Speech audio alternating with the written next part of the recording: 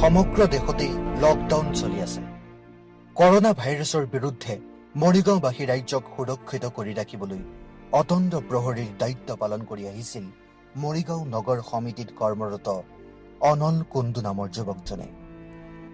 লকডাউনৰ সময়ত সমগ্ৰ মৰিগাঁও নগৰখনতেই চেনিটাইজ কৰা, নগৰবাসীক পানী যোগান ধৰা আদি কাম নিষ্ঠাৰে পালন কৰিছিল অনল কুণ্ডুৱে।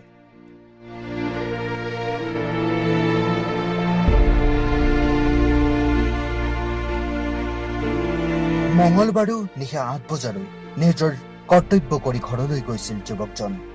কিন্তু আজি পুৱা শুই থকা অনলক জগাবলৈ গৈ নিথৰ দেহ উদ্ধাৰ কৰে ঘৰৰ লোকে।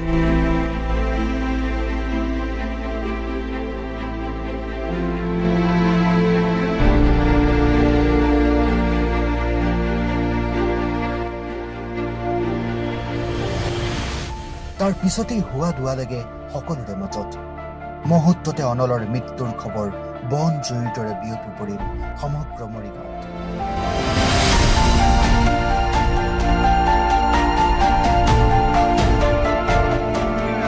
সদায় তাৰ মাকে তাক মাত দিয়ে।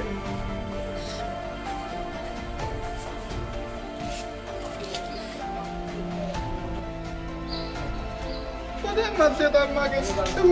অফিচ যাব কেইটামান উঠে, মা উঠি আছো বোলো। আজি মাত দিছে উঠাই নাই। মাত দিছে দৰ্জাটো ভাঙিলে, একদম টান হৈ আছে।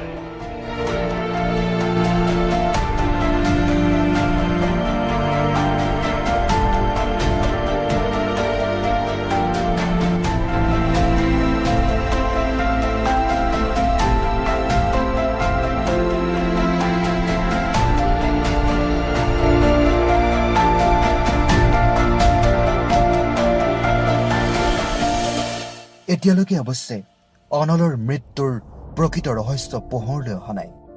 মৰণোত্তৰ পৰীক্ষাৰ ফলাফলৰ পিছতহে ওলাব অনল কুণ্ডুৰ মৃত্যুৰ প্ৰকৃত সত্য।